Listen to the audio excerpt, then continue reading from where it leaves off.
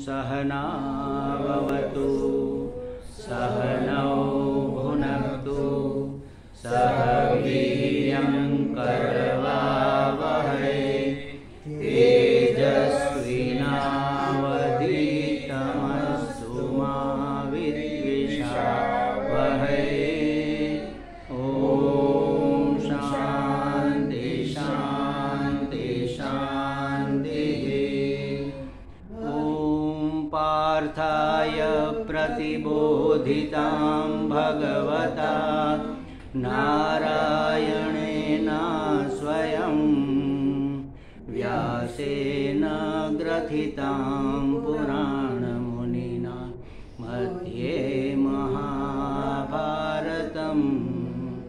अद्वैतामृतवर्षिणीं भगवतीं अष्टादशाध्यायिनीम् अम्ब त्वामनुसन्दधामि भगवद्गीते भवद्वेषिणीम् यं ब्रह्मा वरुणेन्द्ररुद्रमरुतः स्तुन्वन्ति दिव्यैस्तवैः वेदैः साङ्गपदक्रमोपनिषदैः गायन्ति यं सामगाः ध्यानावस्थिततद्गतेन मनसा पश्यन्ति यं योगिनः यस्यान्तं न विदुषुरासुरगणाः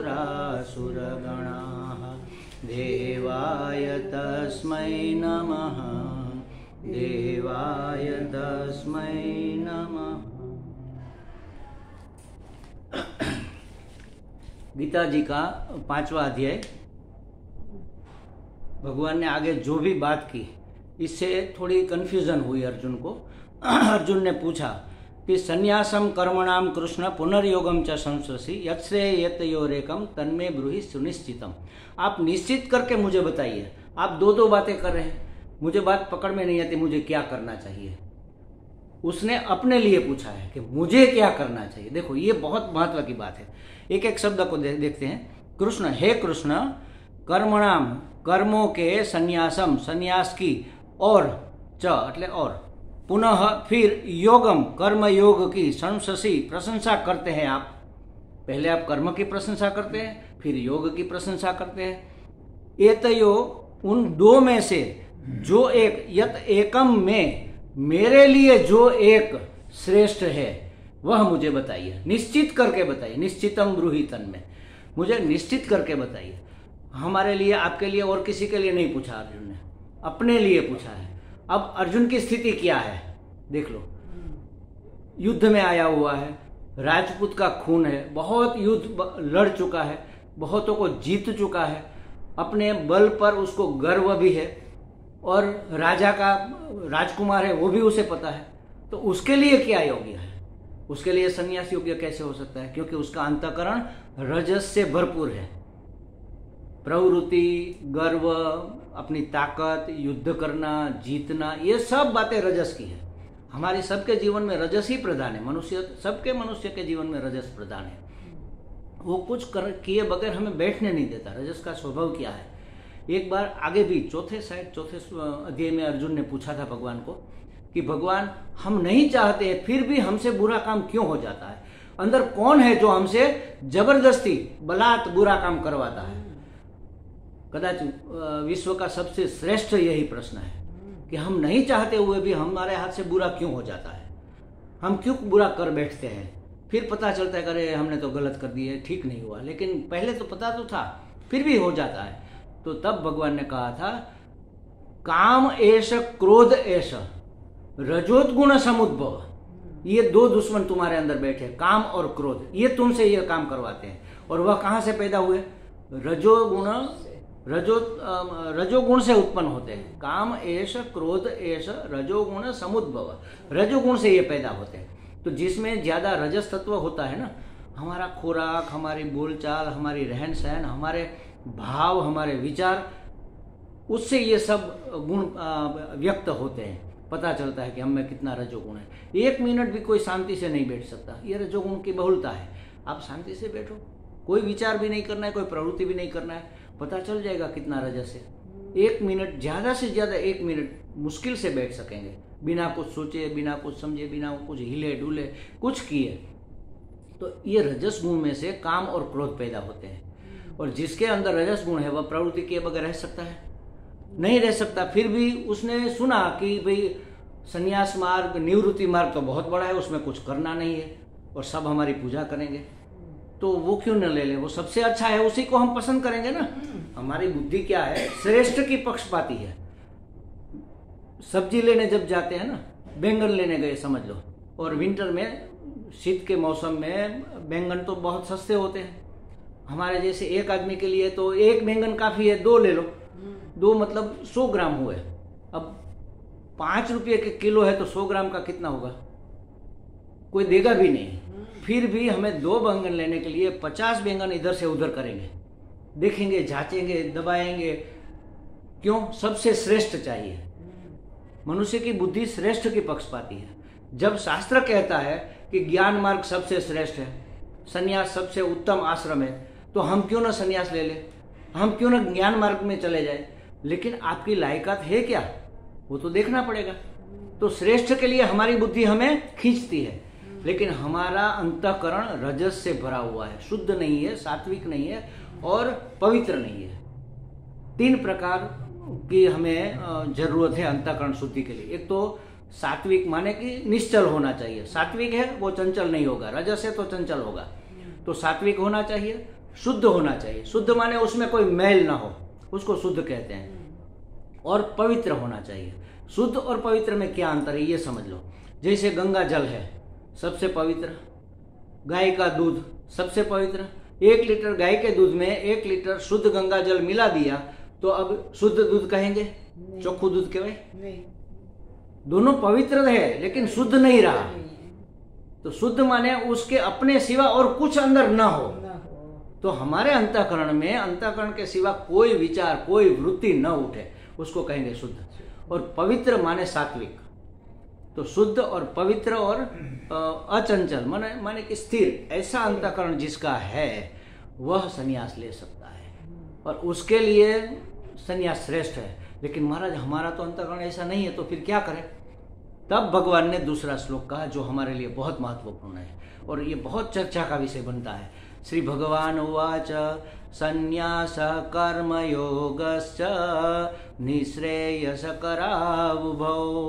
तयोस्तु कर्म संन्यासात् कर्मयोगो विशिष्यते। अर्जुन ने पूछा है मेरे लिए क्या श्रेष्ठ है।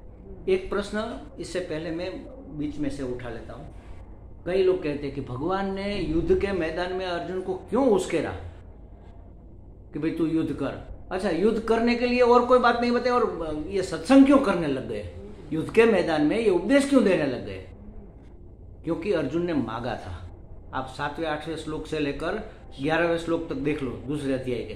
अर्जुन ने कहा था जिसमें मेरा निश्रेयस हो, निश्रेयस ब्रूहि तन्मे, वही मुझे बताइए आप, जिसमें मेरा कल्याण हो। तो कल्याण तो हमेशा आत्मज्ञान में होता है, जीवन की मुक्ति में होता है।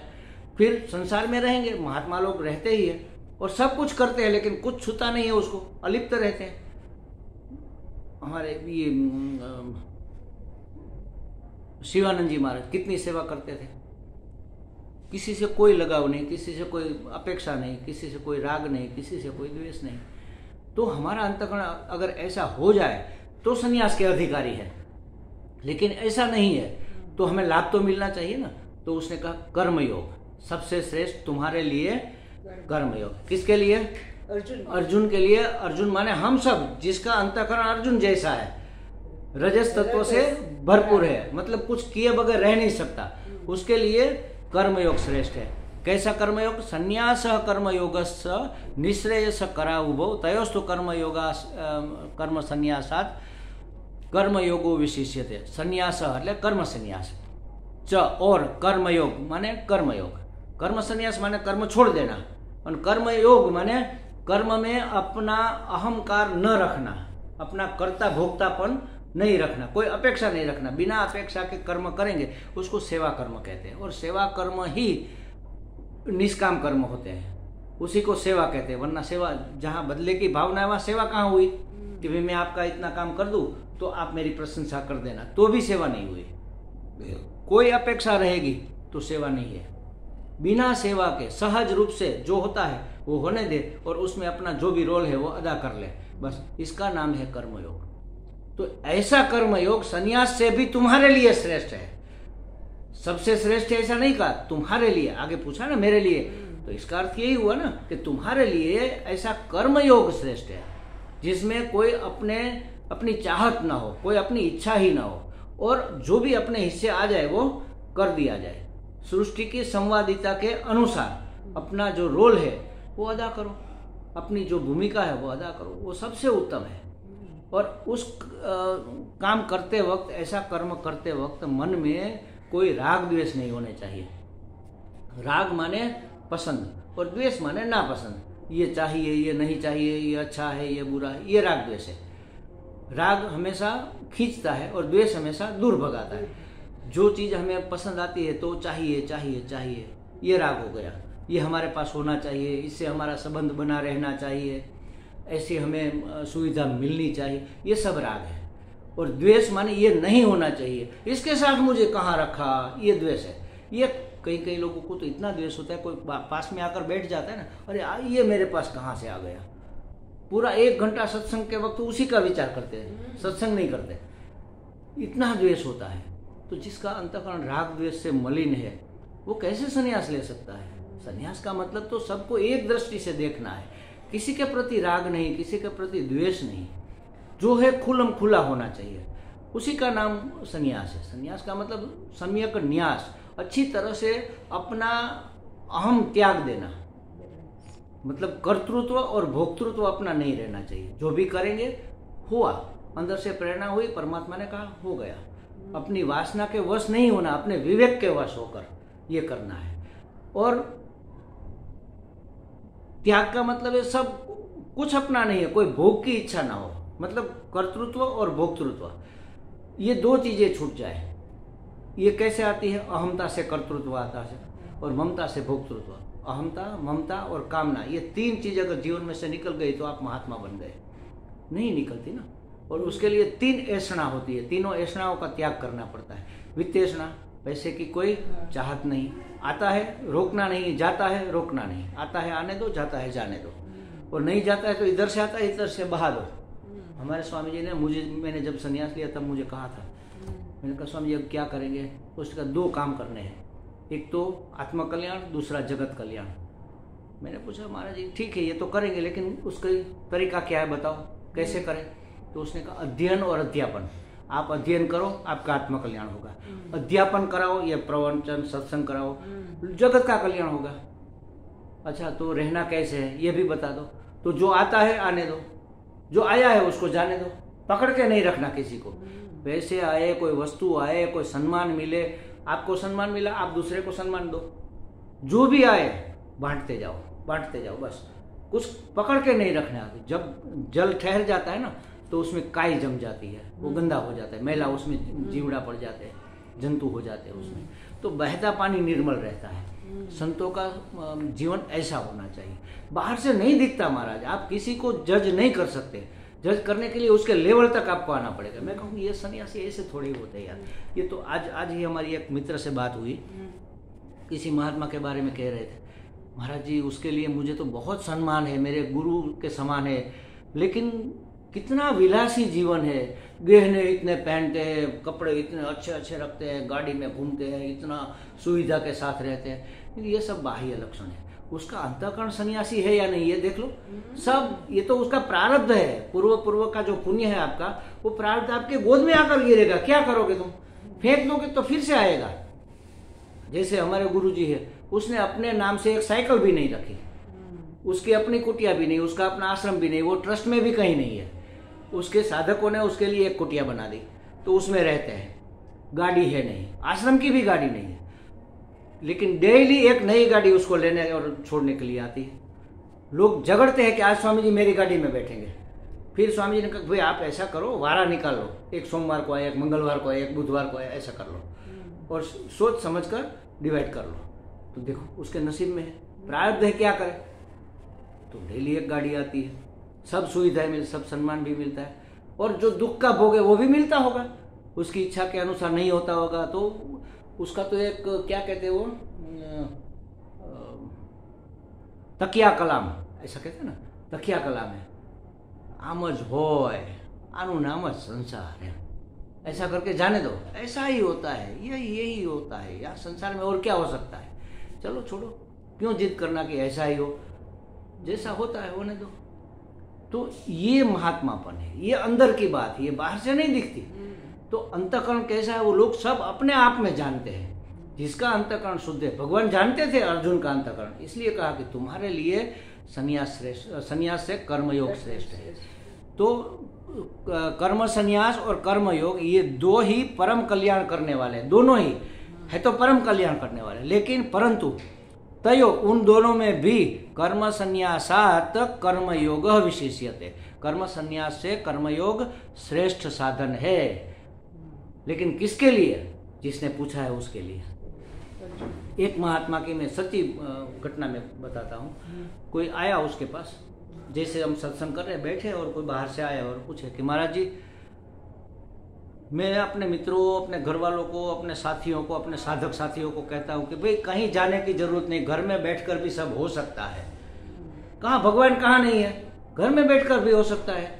कहाँ जाना, भटकना जंगल में, तीर्थ स्थानों में, क्या जरूरत है महाराज, मुझे ऐसा लगता है। आप क्या कहते हैं महाराज जी? मैंने कहा हाँ तुम्हारी बात ठीक है, बिल्कुल ठीक है, कहीं जाने की जरूरत नहीं, घर में भी हो सकता है, करो आराम से होएगा।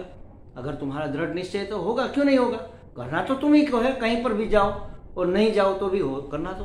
हाँ देखो मुझे ऐसा लगता था कि मैं सही हूँ। हाँ बिल्कुल सही हो, जाओ। वो चला गया। थोड़ी देर बैठे दूसरा आदमी आया कि महाराज जी कहीं घर में और संसार में रहकर ये हो सकता है? कभी कभी नहीं हो सकता है, उसके लिए तो सब छोड़ना पड़ता है। त्यागे नहीं के अमृतत्व मानसु, त्याग करता है उससे अमृतत्व की प्राप्ति होती है, बिना त्याग के कहाँ पर होती है। विचारों का त्याग नहीं करेंगे तब तक नींद भी नहीं आती, तो छोड़ना पड़ेगा। हाँ बिल्कुल छोड़ना पड़ेगा, कैसे पकड़ के रखोगे, थोड़ा ही होगा। छोड़ो घर, छोड़ो संसार, छोड़ो जंगल में चले जाओ, ठीक है आपका सही है। हो गया।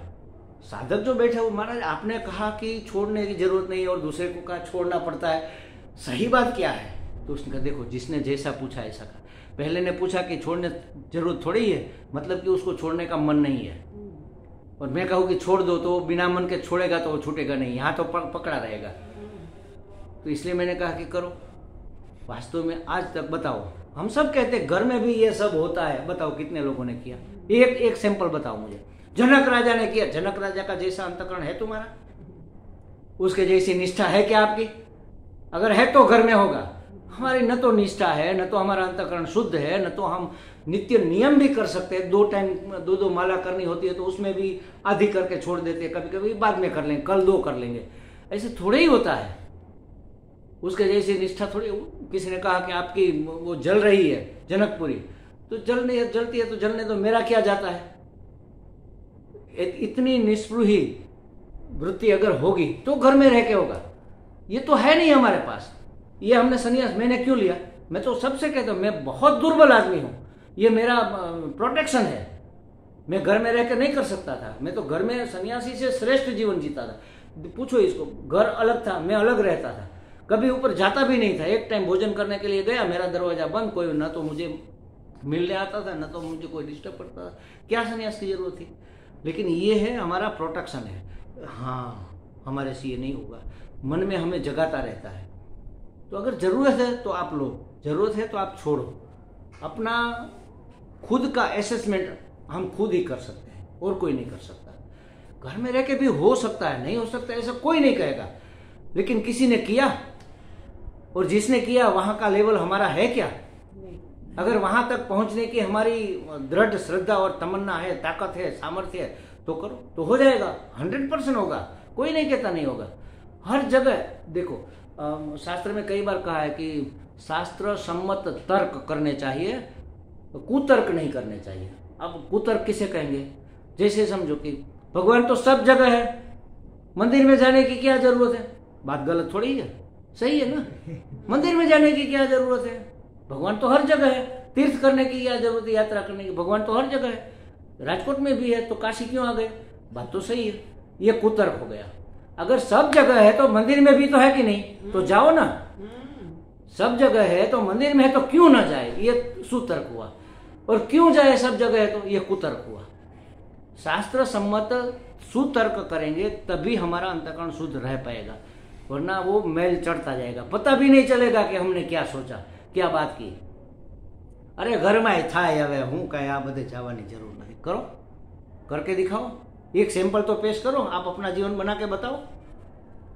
2 कदम नहीं चल सकोगे महाराज, गिर जाओगे धड़ाम करके, और इसका प्रोटेक्शन मिल गया फिर कहाँ जाओगे। हमारे में तो क्या हुआ था कि हमारे तो दयानंद जी महाराज तो पहले मजाक में भी कहते थे, अंत समय में जब प्रेस मंत्र देते हैं ना, तब उसे अभी भी मन है जींस पहनने का, हेलीकॉप्टर में घूमने का, तो अभी भी चले जाओ, फिर नहीं जा पाओगे।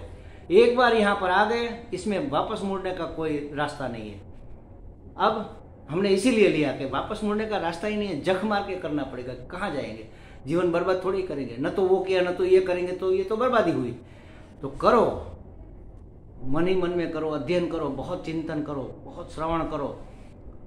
जब ने ये तो शुरू के साधन है, वो तो करो ही करो, वो छोड़ने की जरूरत भी नहीं है, छोड़ना भी नहीं चाहिए, लेकिन ये करो, भाव अपना दृढ़ करो। ऐसा करोगे तो अंतःकरण शुद्ध होगा, तब आप कर्म योग के नहीं, तब आप संन्यास योग के अधिकारी। उसमें 3 ऐषणाओं का त्याग करना होता है। कर सकते हैं क्या? वित्तेषणा, पैसे के देखो, एक मैं उदाहरण देता हूँ। आपके पास 10-10 के 5 नोट है, आपके पास 20 के 5 नोट है, एक सैंपल के लिए। अब रिक्शा वाले को या किसी को हमें 20 रुपये देने हैं, तो आपको 10-10 के 2 नोट देने हैं, आपको 20 रुपये का 1 नोट देना है। वो 5 में से कौन से नोट आप देंगे? छान कर जो कम से कमजोर हो गया वही नोट देंगे। अच्छा रखेंगे, वो रहने वाले है क्या? नहीं। जो रखा है वो रहने वाला है। देखो हमारी आसक्ति कहाँ कहाँ तक है। वास्तव में होना क्या चाहिए? अच्छे से अच्छा नोट दो, तो अंत समय तक आप अच्छा ही बांटोगे। जैसे आपके पास 10 नोट है समझो, सबसे अच्छा दे दिया, अब 9 बचे, अब 9 में जो सबसे अच्छा है वो दिया, अब 8 बचे, जो सबसे अच्छा है वो दिया, अब 7 बचे। ऐसा करते करते 2 बचे, 2 में से भी सबसे जो अच्छा है वो दिया, और अंत में तो है ही नहीं और दूसरा तो अच्छा तो यही हुआ। तो आप अंत तक अच्छा ही बांटोगे और आप खुश रहोगे, हाँ हमने अच्छा दिया। लेकिन हम क्या करते हैं? ये आसक्ति महाराज कहाँ से घुस जाती है पता भी नहीं चलता। ये चीज दिखाने की नहीं है, ये जीवन में लाने की चीज है, ये अनुभव करने की चीज है। देना कोई आसान बात नहीं है, ये वित्तेषणा छोड़ना कोई आसान नहीं है। तो वित्तेषणा का त्याग, वित्त की ऐषणा, इसका त्याग, पुत्रेषणा का त्याग। पुत्र माने सिर्फ पुत्र नहीं, पुत्र पत्नी परिवार मित्र सब, और हमारे सन्यासियों में शिष्य। ये मेरे 100 साधक है, अब बेटे तो 2 थे, साधक 100 हो गए। कहाँ ऐषणा गई? बंगलो 1 था, अब 5 जगह हमारे महाराज जी का आश्रम है। कहाँ गई वित्तेषणा? वित्तेषणा, पुत्रेषणा, और ये भी अगर निकल जाए तो लोकेषणा तो जाती ही नहीं। लोकेषणा माने मुझे सम्मान मिले, लोग मुझे विद्वान समझे, या तो मुझे ब्रह्मलोक मिले, वो मरने के बाद की बात। लेकिन इस जन्म में भी मेरा सम्मान होना चाहिए, मेरी प्रख्याति होनी चाहिए। कैसा रहा आज का प्रवचन, कैसा रहा, हम ऐसा पूछते हैं। महाराज जी बहुत अच्छा करा, हाँ तब तो ठीक है, ऐसा होता है। तो ये लोकेषणा है, और क्या? लोकेषणा तो जाती ही नहीं महाराज। बोर्ड लगाओ, फलाना फलाना श्री श्री श्री श्री 108 फलाना महाराज जी। क्यों लगाते भाई श्री श्री श्री 108 1008?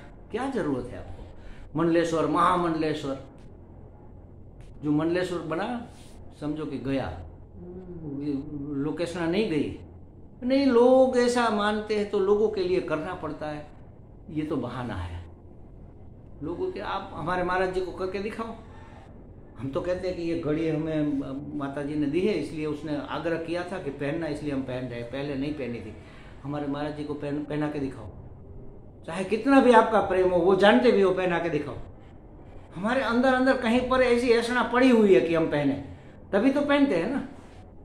अरे ये तो रुद्राक्ष है इसलिए पहनते हैं, तो सोना क्यों डाला इसमें? अगर ऐषणा नहीं थी तो इसमें गोल्डन क्यों डाला? कहीं पर रहा हुआ है, हम तो स्वीकार करते, बिल्कुल रहा हो, धीरे धीरे जाएगा।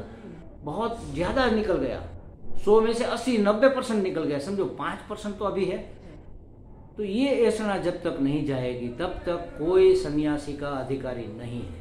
हमारा सन्यास भी वास्तव में वास्तविक सन्यास विद्वत सन्यास नहीं है, ये विविदिशा सन्यास इसको कहते हैं। विविदिशा माने जानने की इच्छा वाला, जिज्ञासा वाला सन्यास कि भगवान क्या है, जगत क्या है, जीव क्या है, जगदीश क्या है, क्यों ये जगत बना, हम कहाँ से आए, क्यों आए, हमारा क्या कर्तव्य है, इस मनुष्य अमूल्य जन्म मिला, इसका सदुपयोग माने क्या, दुरुपयोग माने क्या, भोग वासना क्यों नहीं होनी। अरे भाई हमें गुलाब जामुन अच्छे लगते, हमें इडली अच्छी लगती, क्यों ना खाए, तो कौन मना करता, खाओ ना भाई, लेकिन उसकी ऐसा अंदर उसकी आसक्ति नहीं रहनी चाहिए। मिली मौज है, नहीं मिली और मौज है। मेरी माता जी कहती थी, वो तो पढ़ी लिखी नहीं थी, गुजराती में, मेड़ू ताना माना, न मेड़ू छाना माना, कहीं वांधो नहीं। देखो बूढ़े बुजुर्ग लोग भी छोटी छोटी बातों में कितना बड़ा वेदांत की बात कह जाते हैं। मेड़ू ताना माना, नहीं मेड़ू छाना माना, मिला तो भी ठीक है, नहीं मिला और मौज है, क्या क्या तकलीफ है भाई, था ही नहीं। अपेक्षा के हिसाब से हम चाहते हैं कि हमें मिले, तो अपेक्षा को छोड़ना सबसे बड़ी बात है। इसलिए भगवान ने यहाँ कहा वास्तव में कर्मयोग श्रेष्ठ नहीं है, सबसे श्रेष्ठ संन्यास योग ही है। लेकिन संन्यास के अधिकारी तो गिने चुने लोग होते हैं, जिसको हम संन्यास के अधिकारी मानते हैं ना, वो भी नहीं है वास्तव में।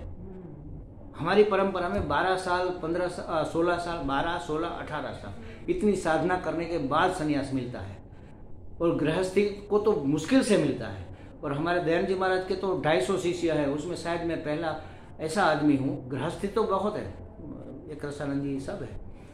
8 साल में गृहस्थी को संन्यास मिला हो ऐसा मैं अकेला हूँ। मैंने तो कहा था स्वामी जी को आपको जब लगे कि अब परिपक्वता आ गई है तब मुझे देना। तो उसने सामने से कहा चलो तैयारी करो, कुछ देखा होगा उसने, हमें तो अभी तक नहीं दिख रहा है। उसने जो देखा वो हमें अभी भी नहीं दिख रहा है कि हम संन्यास के लायक है, ये अब हम अभी भी नहीं मान पा रहे हैं। बस हम विद्यार्थी है, साधक है। मैं अपने आप को सन्यासी नहीं साधक कहता हूँ, क्योंकि हमें साधना है, अपना लक्ष्य को साध्य करना है। वहाँ तक जब तक नहीं पहुँच जाए तब तक हम साधक ही है। हर एक व्यक्ति साधक है, अपनी साधना चालू रखो। अगर हम साधक मिट गए तो साधना रुक जाएगी। तो जहाँ पहुँचे वहाँ आधे रास्ते में न तो इधर के रहेंगे, न तो अतो भ्रष्ट ततो भ्रष्ट, कहीं के नहीं रहेंगे। अब जीवन मिला है तो उसका पूरा सदुपयोग करना है। एक एक मिनट का माने पूरा दिन रात पुस्तक पहन कर लेकर बैठे रहो या माला जपते बैठे, ऐसी बात नहीं है।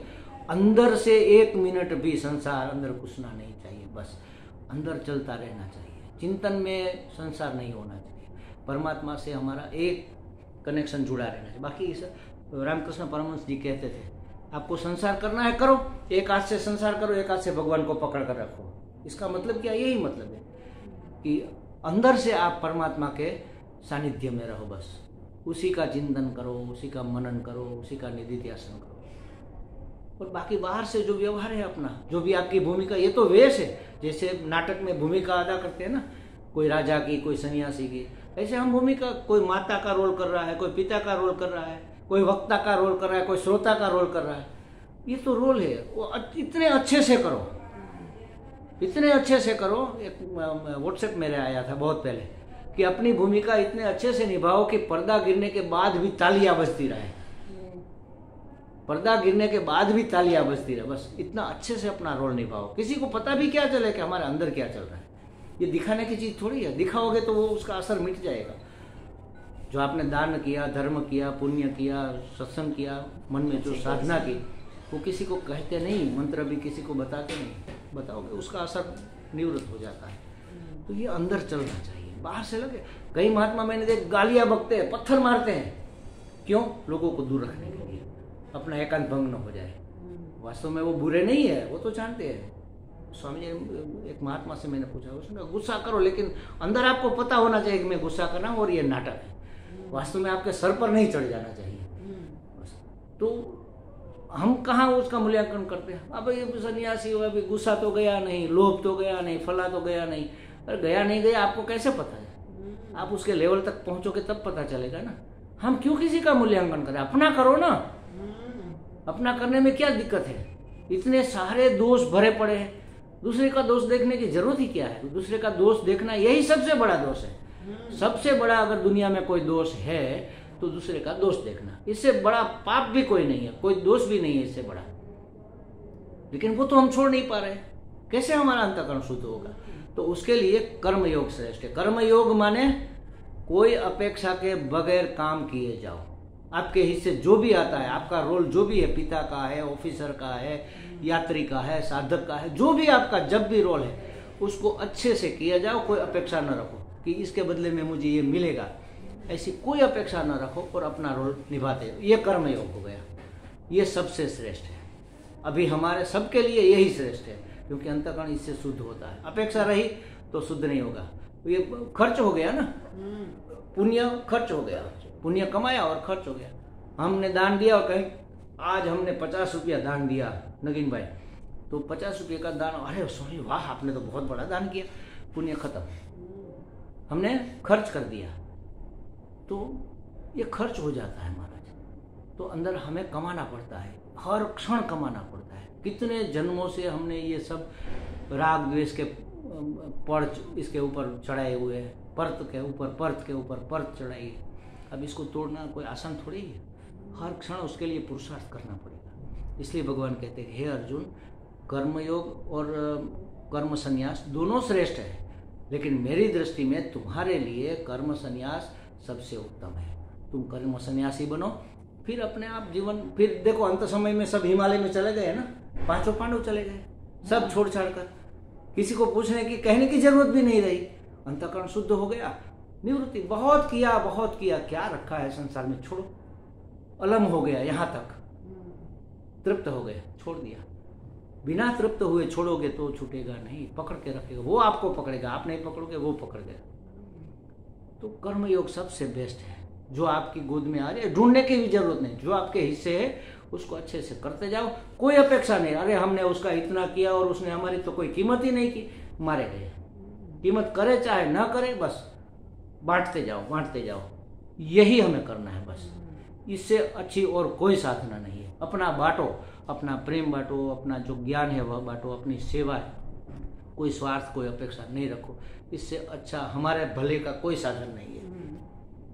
इसलिए भगवान ने कहा कि हे अर्जुन, कर्म योग से श्रेष्ठ और कोई चीज नहीं है तुम्हारे लिए, मतलब हमारे सब के लिए, जिसका अंतःकरण अभी इसी अंतःकरण को संसारी अंतःकरण कहते हैं। हाँ, तो ये बात है, हमें लगता है काफी स्पष्टता हो गई। हरि ओम। पूर्णमदः पूर्णमिदं पूर्णात् पूर्णमुदच्यते पूर्णस्य पूर्णमादाय पूर्णमेवावशिष्यते। ओम शांति शांति शांति। हरि ओम। श्री गुरुभ्यो नमः। हरि ओम।